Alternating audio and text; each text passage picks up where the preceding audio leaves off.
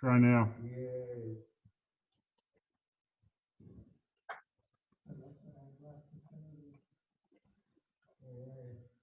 Okay. Do you see my screen? Yes, I do. Okay. Let me go put it into presentation mode. How's that? There you go. Yeah, very nice.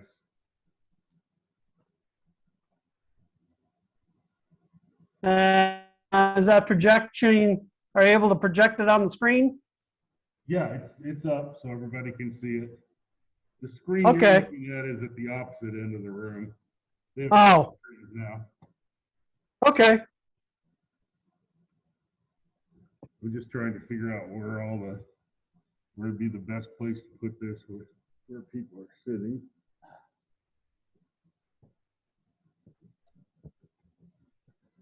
Let me People still filtering in?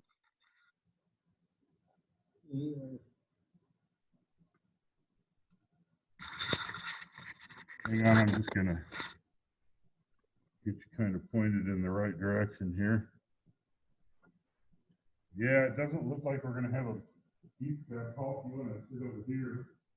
Okay. Some people seem to come maybe from mostly the observant. Right. Well, I think with the weather and everything too, that's probably. Yeah.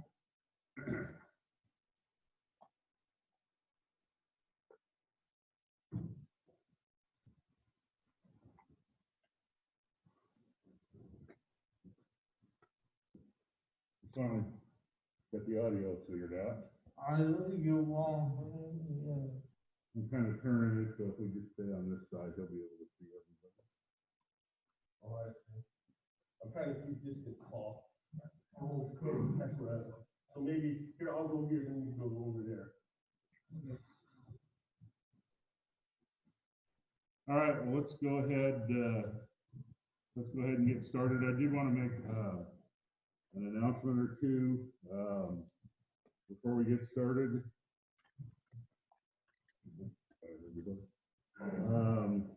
So we officially have a new faculty advisor. Oh, wow. Bruce is officially retired from being our faculty advisor.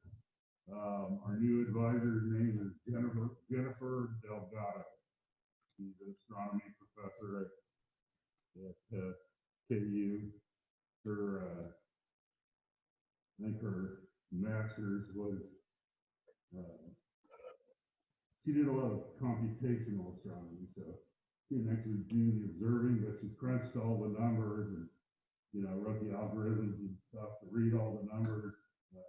So right now she's basically just teaching. We're looking at a couple of different things. She definitely wants to, hey, there he is. She definitely wants to get the club kind of relinked with the university a little bit. So we did a little test thing on campus a couple of Saturdays for the International Observable Moon 2 Saturdays ago. And she had a couple of, she wants to engage some of the grad students in the program with helping out with some on-campus activities. We didn't do a lot of advertising or anything for this event. Literally, all they did was put posters up inside Malott. And we probably had 15 or 20 people show up on a homecoming weekend. So that worked out pretty well. So we're going to probably maybe try and do, one every other month or maybe one a month, depending on how many grad students you can find that are willing to sort of run it. And then we can help out with scopes. They have one grad student who's in the process of collecting all of the university telescopes into one place, because they've sort of been scattered in multiple places. for the last several years. And he's actually got the old C14, and the old orange tube C8s and the 8-inch Meads that we had for a while, and kind of got all those, but Are they gonna be together with the Clark? no, because I guess the Clark is in a couple of pieces in a different place. You still have an Astro stand? I haven't seen that, but there's other telescopes that I know are there that he hasn't found yet. So one of the things that she and I had talked about, and if you wanted, because I mean, you know, you're familiar with some of the stuff that's been around for a while. I might even be able to dig up the inventory. What we need to do is maybe, you know, spend a couple hours on a Saturday or something and kind of dig through some of the different locations where they found some things and see if there's anything else we can find. I did not see an Astro scan. I saw an old Criterion reflector drive, the mount underneath it and the telescope up above it, but the German equatorial part and the actual electric motor that drove it, something else with it. So, That's the best part. yeah, well, especially on something that old, you just can't buy replacement parts for that anymore. So anyway, I'll keep everybody updated on where we are going forward with those activities. Another thing that we're exploring, there's an organization nationally called Astronomy on Tap, and it's a program where you can engage grad students and professors at the university to do presentations at local brew pubs. We have a number right here in town where we might be able to tie in with those for some observing after the presentation. So more to come on that as well. So we're working on a couple of things, and she's real excited. And he's kind of jumping in with both feet, so that's a good thing. She lives in DeSoto, so I'm not sure how many times we're going to see her on Sunday night events. But if we do other things at different times of the week, and obviously as a teacher, she's in town Monday through Friday. So we'll get together. We'll figure out a time where she can come in and meet everybody. Will Bruce still participate in the monthly newsletter? Well, the only thing that Bruce has been doing with the newsletter for the last year has been email. And I'm going to probably take over the emailing part.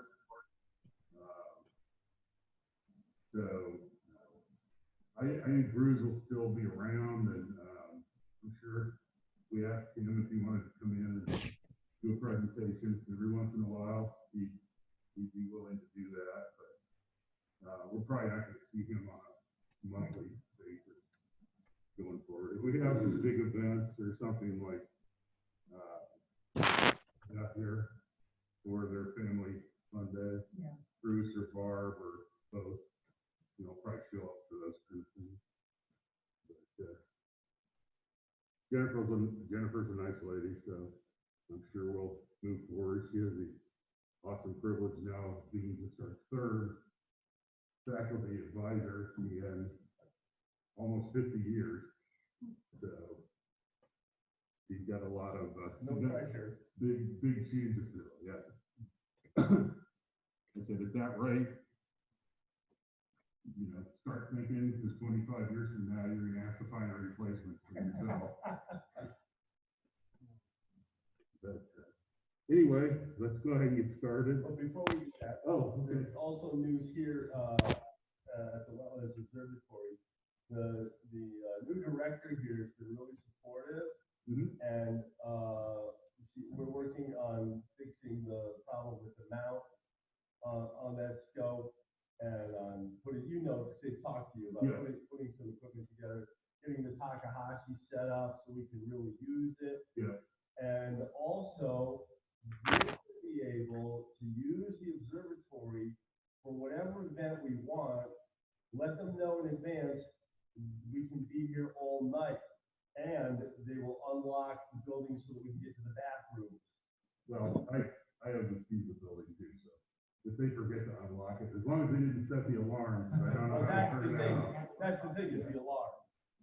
I don't know how to turn We that will off. actually be able to use the bathroom and do astronomy all night, and we just have to let them know in advance when we want to do it.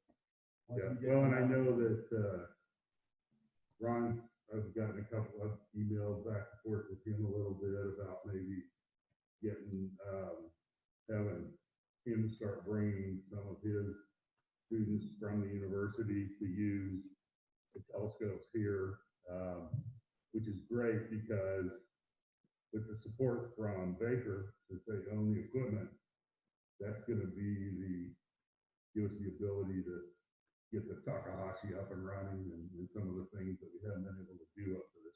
He's even talking about creating an assistantship for a student to help with the observatory. Yeah, that'd be great. And at the same time, we're looking at the cameras to try and get at least one camera up and running. Yeah, I've fiddled with those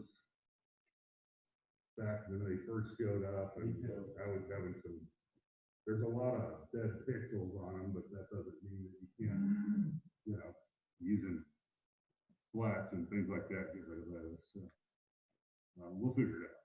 But anyway, oh, Dave, are you there? Or did you? Yep, I'm here. Yeah. Maybe you got tired of listening to us and you left.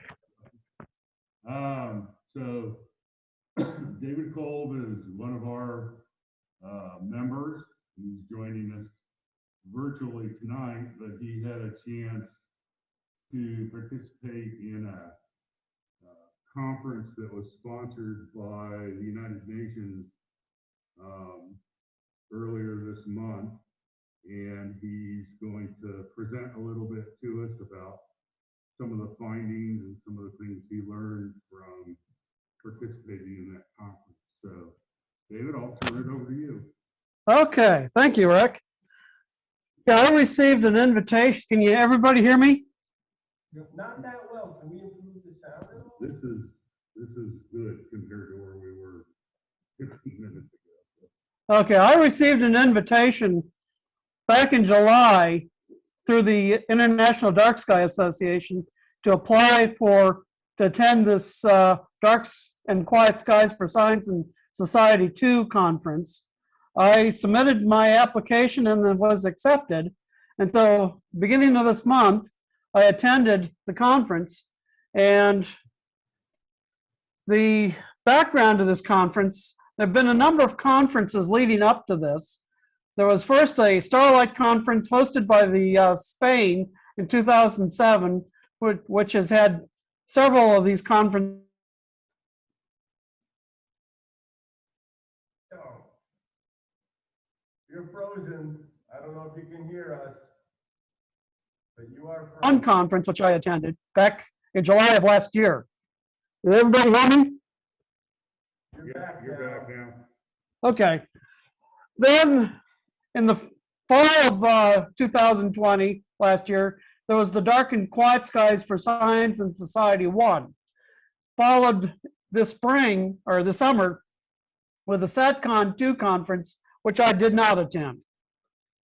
The Starlight conference in 2007 was an international conference held on La Palma in the Canary Islands. And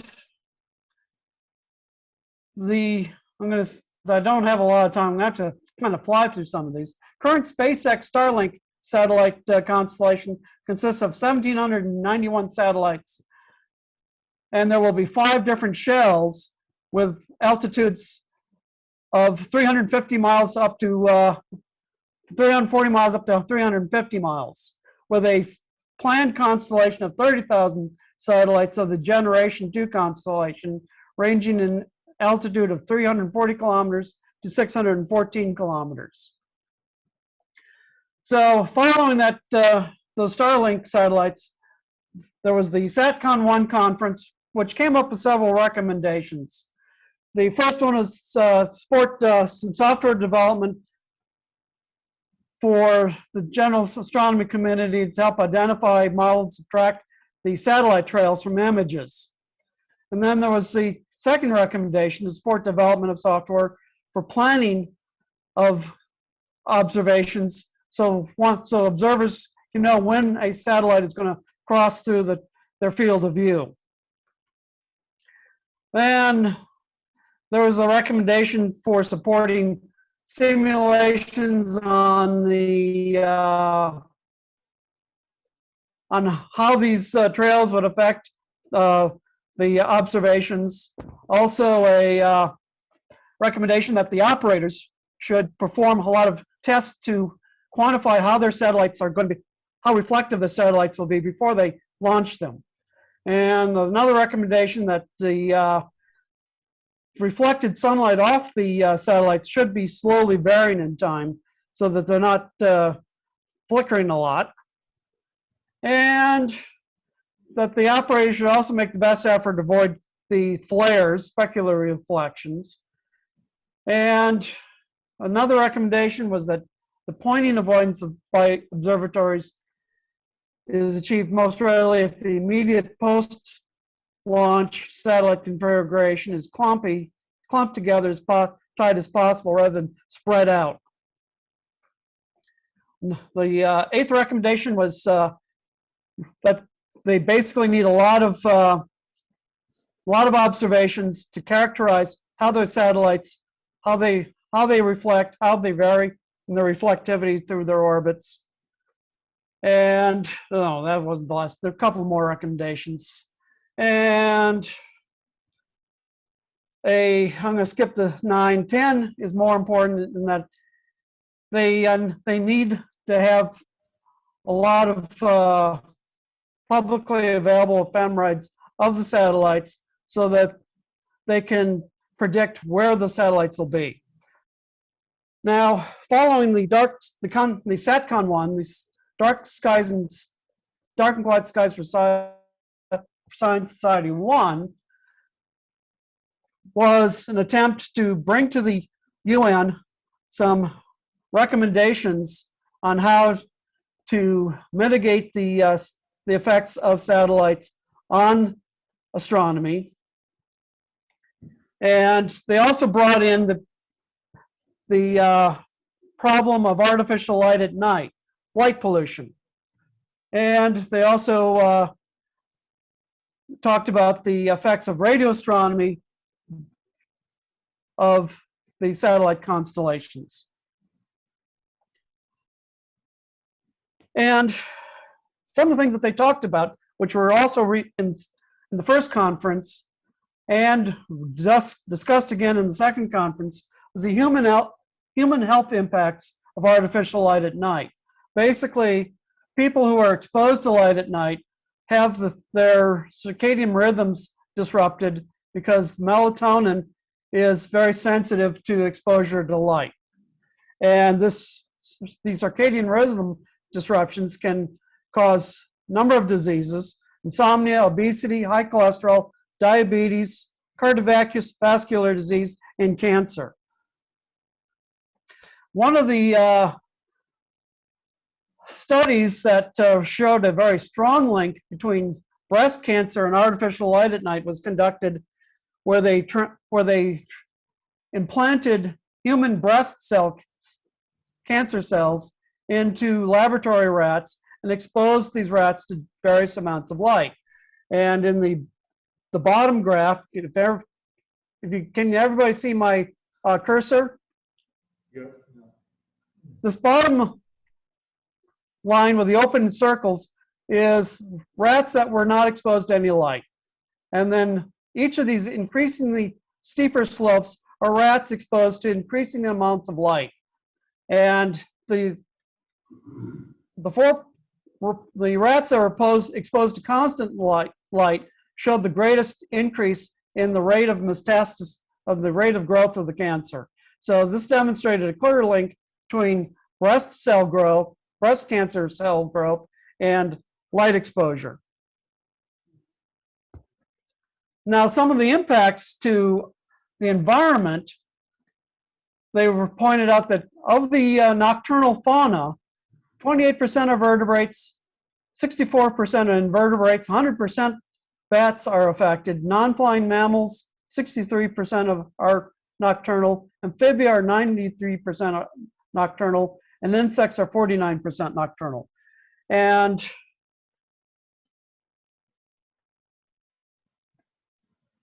this slide shows the impact to migratory bird routes. You can see that the migratory bird routes are largely over highly populated areas with lots of artificial light. And this impacts their ability to navigate their migratory paths. Some of the other impacts, mammals exposed to light at night will have an expanded timing of births. Fishes experience hormone issues. Birds, their reproductive cycles can be affected by as much as a month, and it can cause irregular molting. And insects can experience reduced pheromone production, and plants exposed to light in urban areas experience early bud bursts and unrelated to temperature. Now, with the insects, no color of light makes a difference. You can expose them to red light or blue light, it's the same effect. So for insects, there are no insect-friendly lights. Let's see, here's a few more, the immune systems of various animals, birds, and plants are impacted by exposure to light. And I've indicated some of the studies that show that. Now, out of this first conference, a lot of recommendations came out. There were recommendations around dark sky oases with lots of detail and a lot of light levels expressed in SI units.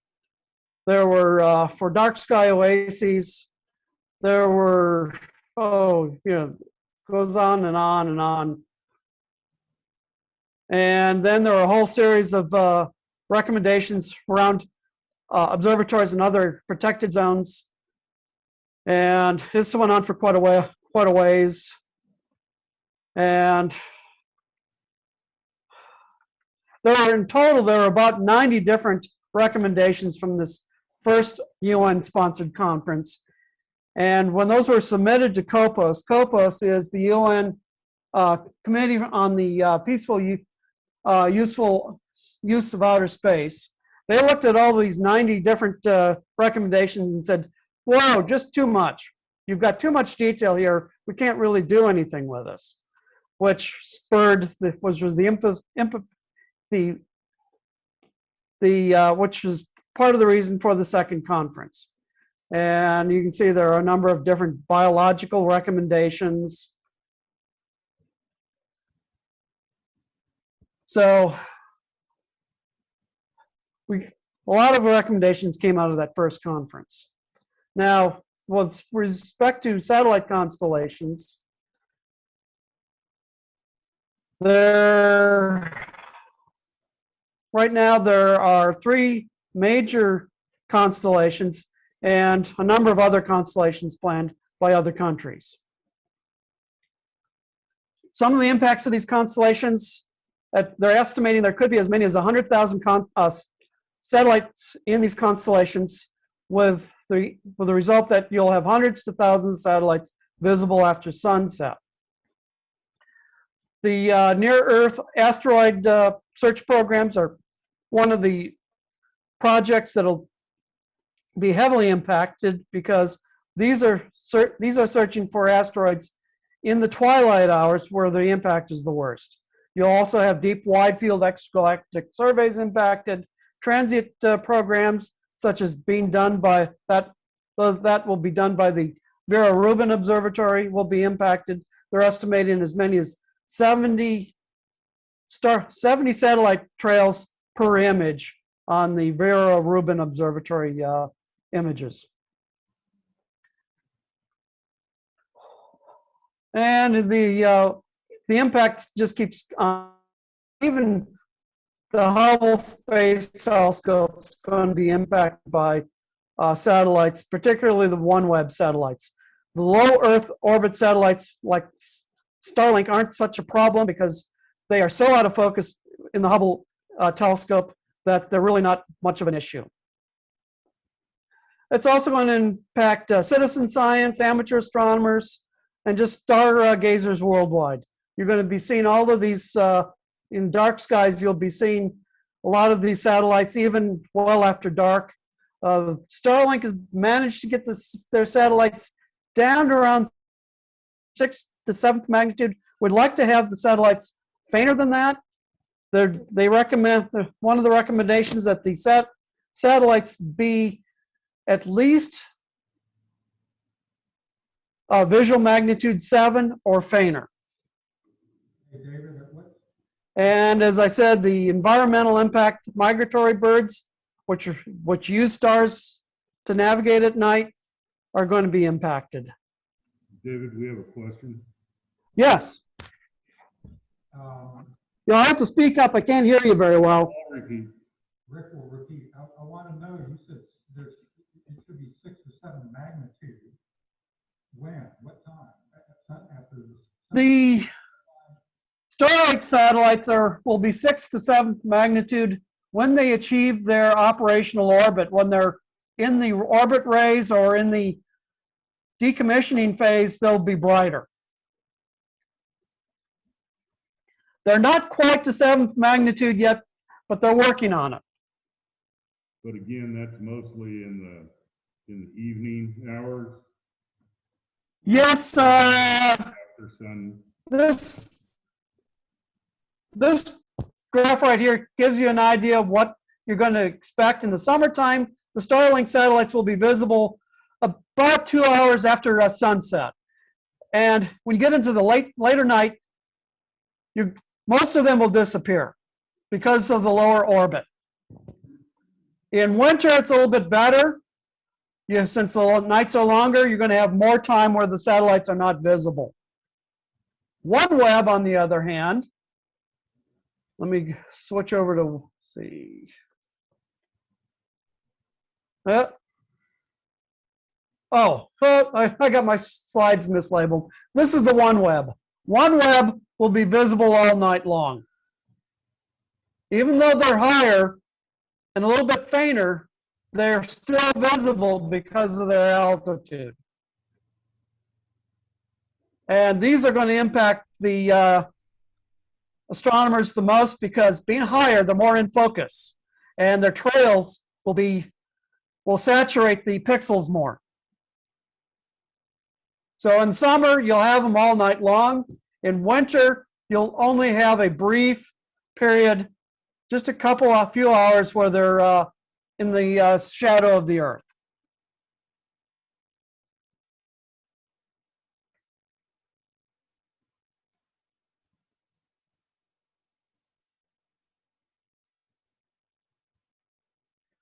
And the satellite constellation recommendations that came out of this first conference was the need for software to be developed which came out of the first SATCON conference.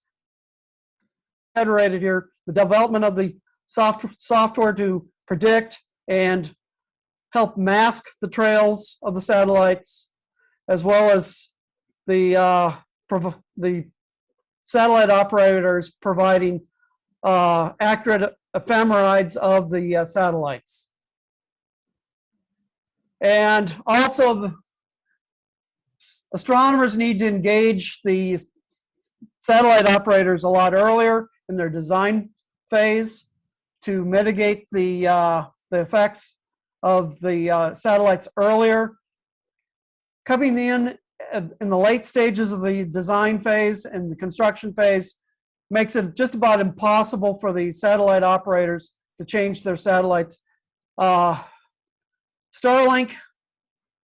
since their satellites are being manufactured by the company, they have more leeway in making these changes. Other providers, they're contracting out to satellite manufacturers, which are providing off-the-shelf satellites. So that's a little harder to have them change those satellites. So this recommendation 5 states that all satellites should appear fainter than magnitude 5 plus 2.5 times the log of the satellite altitude divided by 550 kilometers. Well, they're not there yet. Starlink is getting there, but they're not quite there yet. Okay, let me go on. Let's see.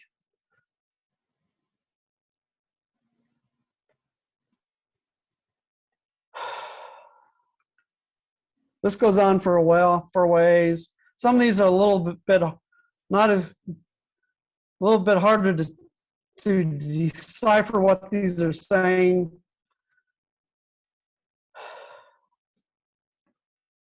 Dave, those look like the things that Now, the club could actually do. What's that? Those recommendations look like things that the club could actually do. Yeah, they'd like to have a lot of this stuff happen, but a lot of it probably won't. These are, pie in the sky kind of recommendations. Ideally, the ideal situation would be no satellites, but that's not going to happen. And one of the things that they're going to need to have is a lot of observations of the satellites by both professional astronomers and amateur astronomers so that we can characterize how these satellites are going to actually appear. And these recommendations go on for quite a ways. And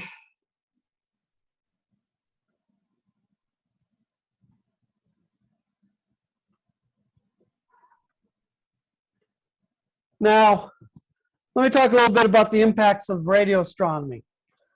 The satellites are broadcasting in a lot of different bands. Radio astronomy have some very narrow bands across the radio spectrum. The satellite operators work through the countries in which they're licensed. They work through their like for the United States through the FCC, and the FCC goes to the International Telegraph Union which doles out the spectrum. And the bands in red are the primary radio astronomy observing bands. The blue bands are the secondary, not so protected. And in this band around 1620 or so, you can see there's a lot of satellite communications. In particular, there's the Iridium satellites.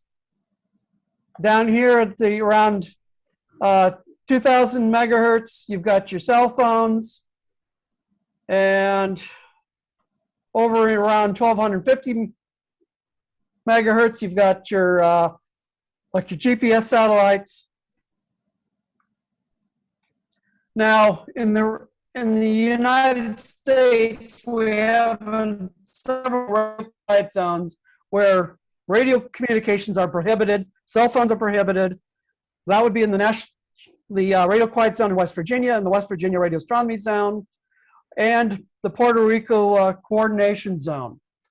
These are our 3 radio quiet zones. No cell phones or other kind of radio sources are allowed. However, satellites can beam their radio transmissions from space into these zones. There's no regulation against that. Now, the other big radio observatory, the VLA in New Mexico, has no protection at all, and they're just operating under the assumption that the low population in the area at the time it was set up would not interfere. Well, that has changed. Here's this graph shows the spillover by the Iridium satellites. The Iridium satellites are shown here. Communication is that band right in the middle. However, they have spillover that goes into the radio astronomy band, caused by poor design of their satellites. The spillover is an engineering failure caused by the side lobe emissions of the satellites. Other satellites that have been causing problems are the radar mapping satellites that are trying to map the surface of the Earth. When these are pointed directly at radio astronomy sites, they can burn out the receivers. And also, any satellite that is visible on the ground, from the ground by a radio telescope, can cause interference, even though if it's hundreds of kilometers away. Now, I like the radio astronomy recommendations, only two, that states that non-geocentric or geocentric satellites should be required to be able to avoid direct illumination on radio telescopes and radio quiet zones, especially the radar and other high-power satellite applications that are capable of burning out radio astronomy receivers. And the second recommendation is that non-geosynchronous satellites should be required to have side lobe levels that are low enough that their indirect illuminations of radio telescopes and radio quiet zones do not interfere individually or on aggregate. So, short and simple. Now, SATCON 2, which was held this summer, basically they came out with the design of a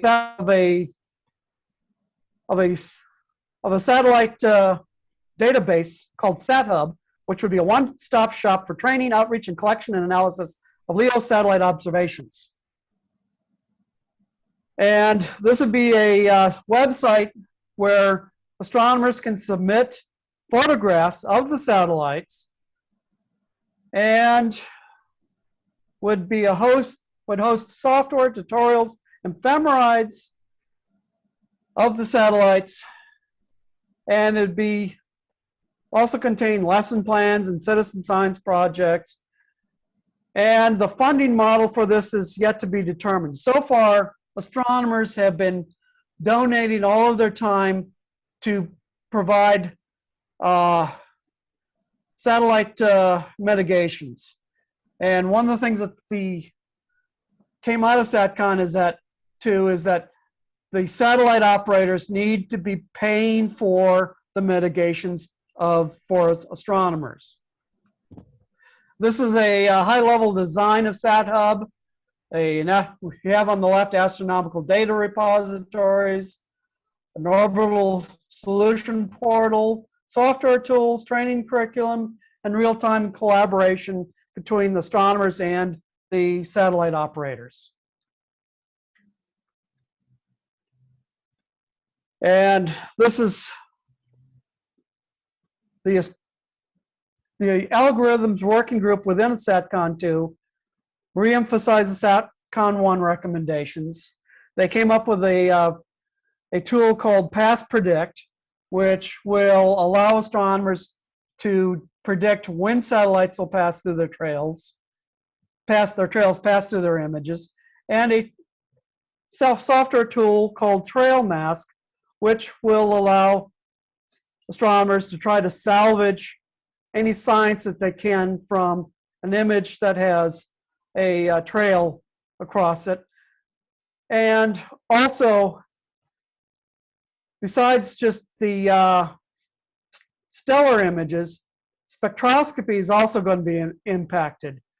Whenever a satellite passes through the path, through the telescope field of view, while a spectrum is being taken, it's going to contribute solar light to the spectrum, and that's going to pollute the spectrum.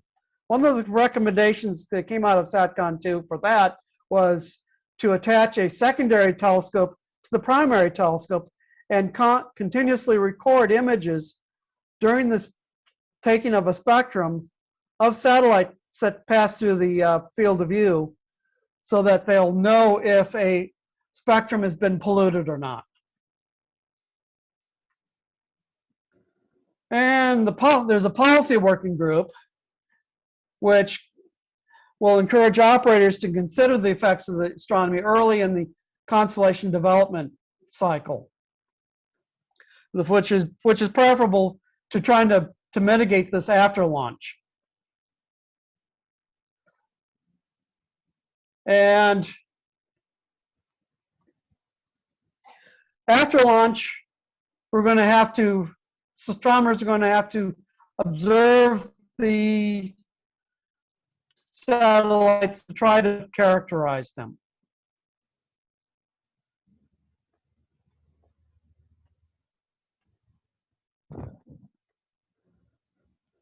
Okay, some of the conclusions out of SATCON 2 is that, for one thing, there's a clear lack of protections for the orbital environment, and gaps exist for on-orbit impact assessments. The effects of satellites on the human and outer space environment cannot be considered in isolation. A cumulative analysis of satellite influence needs to be performed, and there's a critical need for discussion in multilateral fora to increase actions in the international and national levels for the reduction of environmental impacts and interference with astronomy. Now, so this conference was originally scheduled to be held on the island of La Palma in the Canary Islands, but the volcanic eruption 2 weeks prior to the meeting necessitated an entirely virtual meeting. I was signed up as a virtual attendee. We all ended up being virtual.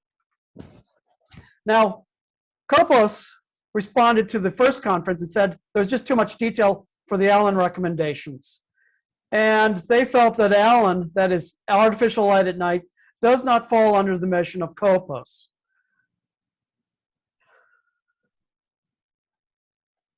Now, during the conference, a lot of this background material that I presented from SATCON 1, SATCON 2, and the first conference was represented again. Number of new use cases were presented where other observatories are learning to mitigate the effects of AAL by setting up lighting regulations around their observatories. And at the end, there were a number of policy discussions. In my opinion, we're still left a lot of open-ended questions.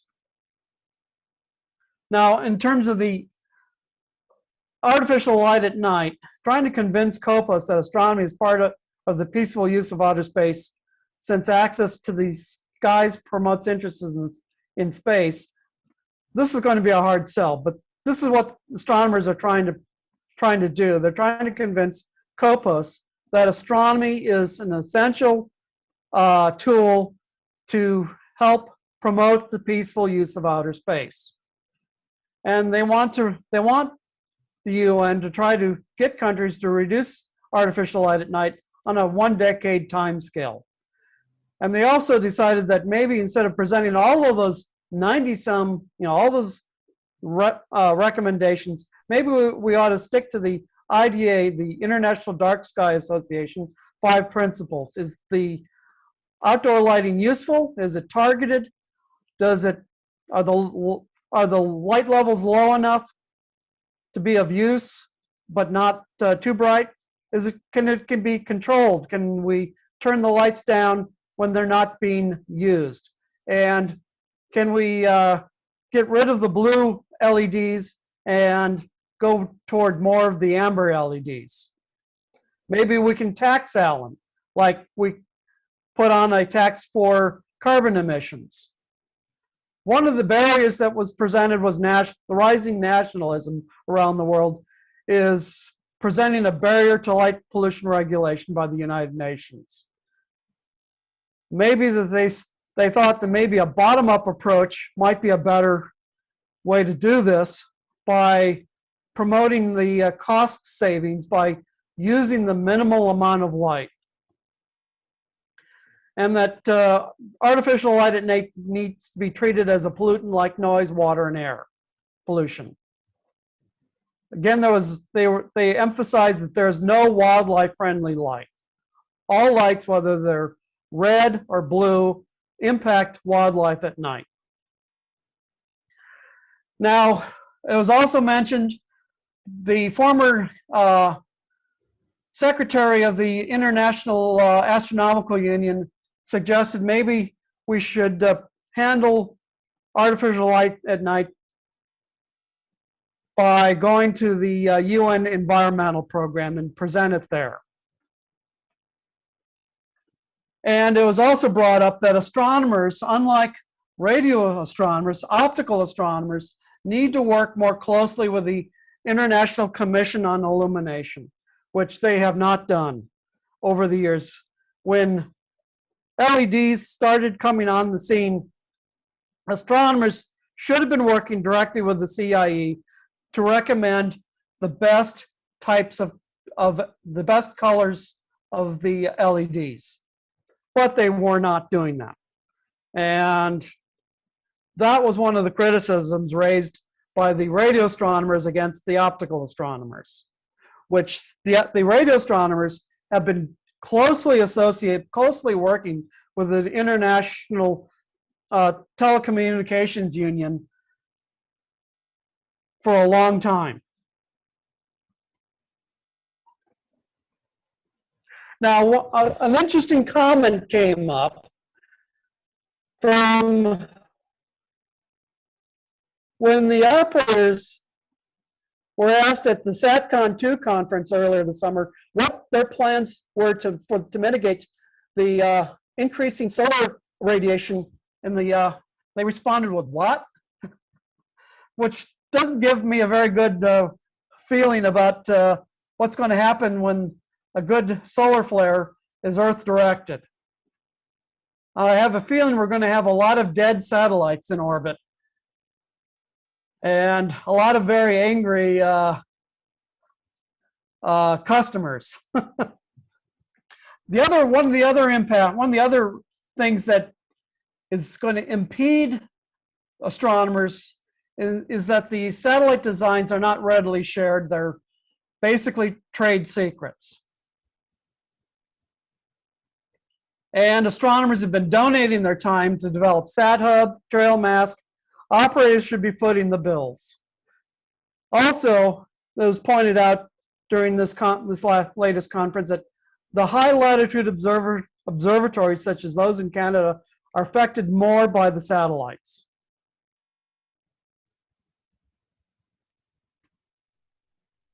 Also, a problem that was brought up was the fact that space traffic management has not been a topic of concern. The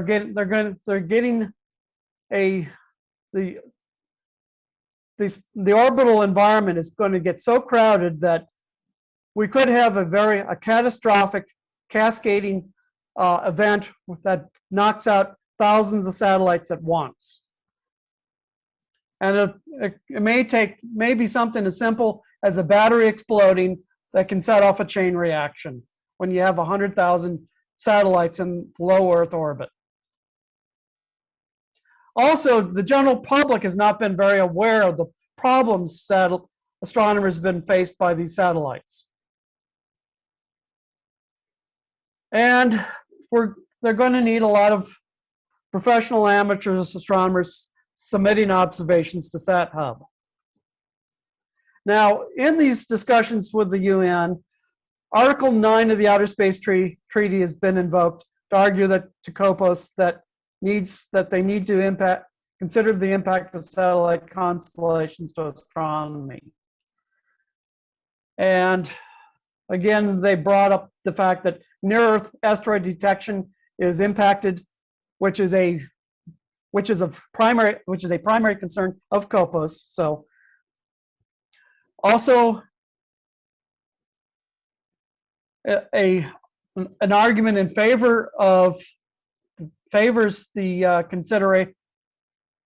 considerations of the COPOS taking up the satellite and the artificial light at night problem is the economic considerations that have been that is where astronomers have invested millions of dollars. Countries have invested hundreds of millions of dollars in these observatories. And also they brought up the fact that astronomy is vital as a sport for other outer space activities. Another problem that was brought up that re-entered satellites will contribute to environmental pollution, possibly leading to ozone depletion, and the propellant of byproducts from launches could also damage ozone. As I said earlier, a crowded low Earth orbit could raise the probability of major collisions. Now, here's Article 9. I'm not going to read through this, but if you want, I'm going to put this slide presentation up on my website later this week. This is Article 9, which their astronomers are trying to use as an argument for COPOS considering astronomy as ground-based astronomy to be part of the considerations of COPOS. Some other problems: national legislation may be the only practical problem of space sustainability. And if that's true, then you're going to have a problem if you go about the approach of approaching it at a national level. You're going to have satellite operators regulation shopping. They're going to go to the countries with the least regulations. Also, if the UN imposes regulations on satellite operators, emerging nations are going to view the motives of the developed nations with suspicion. And currently, the UN has no guidelines on space sustainability, which needs to be addressed. Now, with radio astronomy, here's an example of the effects of radio astronomy by satellites. Now, satellite phones are forbidden within 160 kilometers of radio quiet zones here in the United States, but the interference from satellites is not forbidden. On the right here, we have some radio maps from the VLA of a radio source at 1612 megahertz of OH emission around a heavily evolved star. Now, on the right, the image on the right shows the same map while the Iridium satellite passed 22 degrees away from the star. So basically, the target is the star's emissions are basically wiped out by the Iridium satellites. And this is simply a problem of poor engineering, because the satellite designers did not consider the emissions that they were emitting in their side lobes. Another example was the GPS satellites. The first generation of GPS satellites had the same problem as the Iridium satellites, in that they had a lot of emissions in their side lobes. Subsequent satellites were redesigned, and they added high bandpass filters, which essentially eliminated the side lobes, and they are no longer a problem to radio astronomers.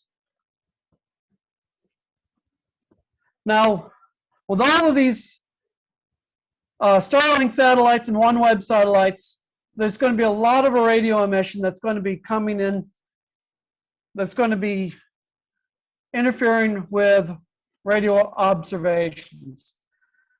And one of the things that's going to be basically hampered is the microwave background polarization measurements are going to be ruined by these satellite constellations. Previously, it was not a problem with satellite numbers, but one of design and operation. But with the proposed numbers of satellites of being around 100,000, this may overwhelm even the best engineering and operational practices. And the general principle of coming out of the radio astronomy groups is that artificial radiation of whatever kind, including from satellites, should not be produced if it isn't needed, and it shouldn't be detectable where it isn't used. Going forward, the International Astronomical Union has announced a new center for the protection of dark and quiet skies from satellite constellation interference in both optical and the radio. That's something that they're working to get started in the next few months. Another thing that came out of this conference is that they thought that, well, maybe a working paper by a number of states will have more weight than the conference report. Last year, the first conference, Russia objected strongly to the recommendations put out by the first conference. On the other hand, a number of other members of COPOS, which are about 100 members of states of COPOS, were expressed support of putting together a working paper. So they may go down the route of a working paper by the member states of COPOS rather than rather than putting weight on the conference report. So basically, it doesn't look like it's going to get any better. Things are just going to continue to get worse. We're going to have to try to make the best of a bad situation. Any questions? Yeah, I do. Yes. It feels like, You'll have to speak up. I can't really hear you. You might have to come closer to the source of the microphone. okay. Can you hear me better? I can't really hear you, no. You can hear me now? Barely. Still shout. Just shout. Okay. It's Reed. And Yes. This is really, really good information. It's pretty depressing. It feels like the horse is already out of the barn. I mean, it's weird to me that as a community, that we've waited so long. It just feels as though we should have been having these discussions 5 years ago or 10 years ago. And, all of a sudden, the storm is on us, and it seems like we don't have responses. Yeah, you pretty well summed it up. Some of the satellite operators like Starlink are trying to make an effort to mitigate the problem, but other satellite operators may not be as cooperative. Yeah, you're good. Usually finding out about these new satellite constellations in the newspapers. We're having trouble hearing you again. Oh, sorry. I'm trying to put my head down on the speaker so I can hear you. You're too close to the mic. Yeah, I think you're too close to the microphone. Okay. There you go. So yeah, astronomers were not engaging the satellite operators. And we have not been engaging the CIE on LED lighting.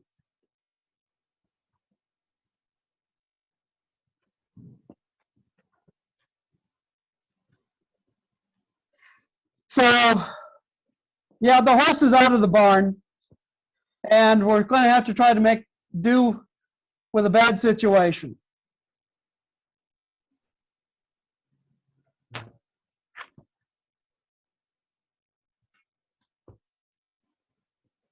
Any other questions? It seems like all this was probably inevitable. It feels like this was all very inevitable. Yep. Things have been going this way probably, you know, it was just going to happen. But I almost feel like we've lived in some kind of a heyday for astronomy. We didn't even know it. You know, we've been taking it for granted. And we've screwed, you know, and there's just too much. I mean, it looks as though it's all trying to mitigate. And, you know, we should have 5 or 10 years ago, we should have had a political arm talking to representatives and talking to the UN. And instead of just trying to put Band-Aids on it, it seems like we should have made stronger. Yep. Yep. We should have been doing that, but we didn't. Yeah, yeah. Now, another thing that was mentioned say in the United States, if we made it a national policy to lay more fiber optics in the area that are not well served by internet service, that could reduce the need for these satellites. But again, there are other areas in the world where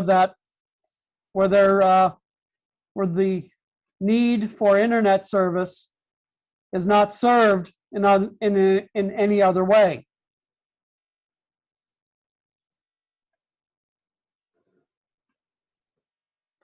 It just seems to me that putting up all these satellites so people can watch their cat videos is kind of a waste of money.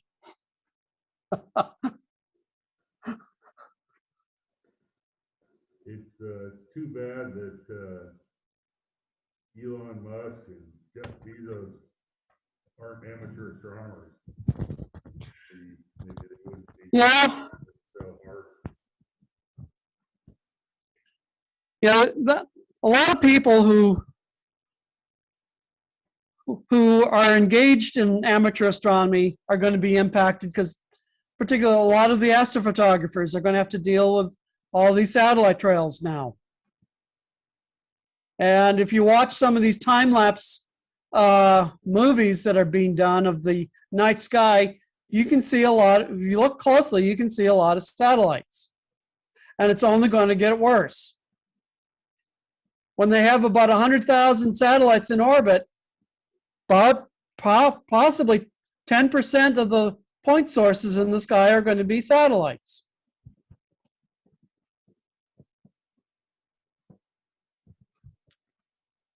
Yeah, it's terrible. I mean, they've just ruined, you know, for future generations. Who knows how many future generations?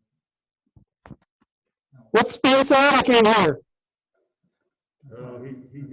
He said that they're pretty much ruining astronomy for future generations, ruining them. Oh, well, if the satellites that are in the low Earth orbits, like 350 kilometers, 500 kilometers, those won't stay there very long. The atmospheric drag will bring them down within 5 to 10 years. When they put the satellites up in, say, higher orbits, like 1,200 kilometers, those are going to be there forever. So astronomers are trying to urge the satellite operators to keep the satellites as low as possible, under 600 kilometers.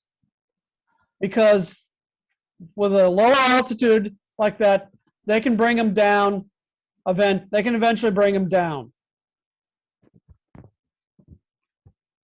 But when they're in high orbits, they're up there forever. Even after they've gone defunct.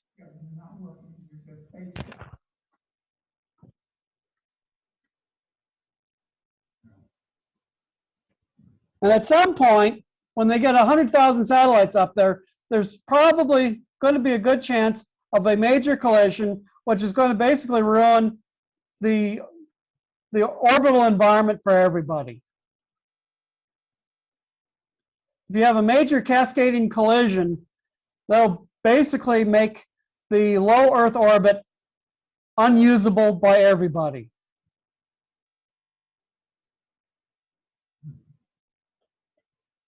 Well, that's encouraging.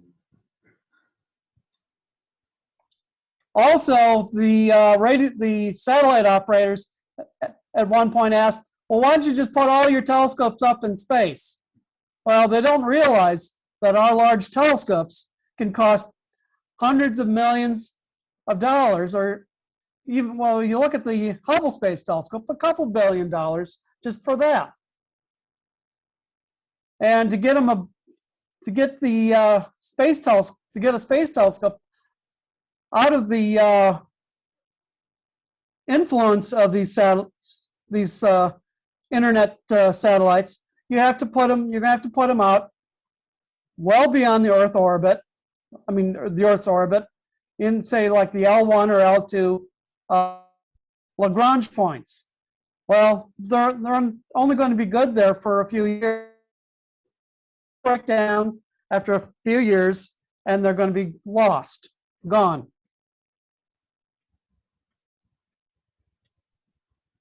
So it's going to make astronomy much more expensive to avoid the satellite trails.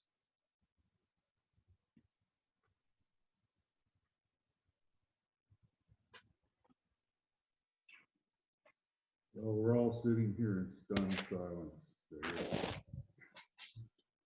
Not that we didn't know about this already, but some of the information that you shared tonight is discouraging at best. Yeah, I hate to say it, it is discouraging. It's not. There's no light at the end of the tunnel. Or rather, there's a bunch of light. A lot of too much light at the end of the tunnel. Yeah, yeah. There's too much light. Now there was kind of a little glimmer of hope for the artificial light at night. I think Rick shared it with everybody, where the city of Pittsburgh, Pennsylvania, has decided to go with some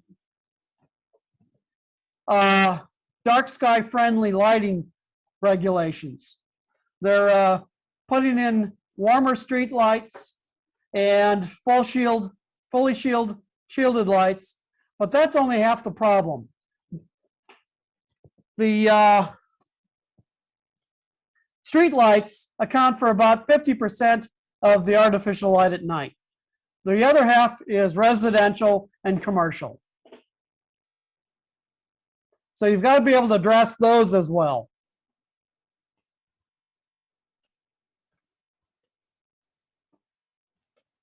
Well, even a little bit of progress is still progress. Yep. Yeah, if we can get more people aware of the problem, and maybe that can change some attitudes. Well, and if the city is willing to police themselves when it comes to street lights and things that they have ultimate control over, maybe they'll be willing to extend some of that to non-city, non-governmental projects as well, like commercial lighting. I think probably the best way to approach city governments is on the cost-saving angle. All of your city governments, basically all they care about is saving money. If you bring the problem to them in terms of how they can save money on street lighting, that's going to go it's going to go a lot farther than any other argument. You can also tie the reduction in artificial light to the climate efforts. If you can reduce the amount of electricity that you're using to light your streets, you can reduce your carbon footprint. Some city governments have mandates to reduce their carbon footprints. That's another way to approach it.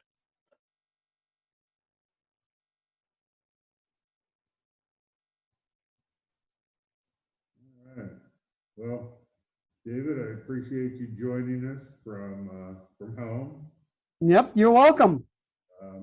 Hopefully someday we'll actually get to see you in person again. Yeah, I'm hoping maybe in another year or so when the pandemic settles down. We're staying inside because of health concerns. We're both kind of high risk. Me have my respiratory issues. I just don't dare go out. Only go out to go to the doctor. We're getting, yeah, it's about, you probably got people showing up for observing tonight, don't you? Well, I hope there's some people out there. Run out Uh, and check it real quick. Probably ought to let you guys get out there and set up your scopes. All right. Well, thank you, David. Thanks, David. You're welcome. All right. Bye. Okay, bye. Well, all the people in here, I was gonna set up the scopes for.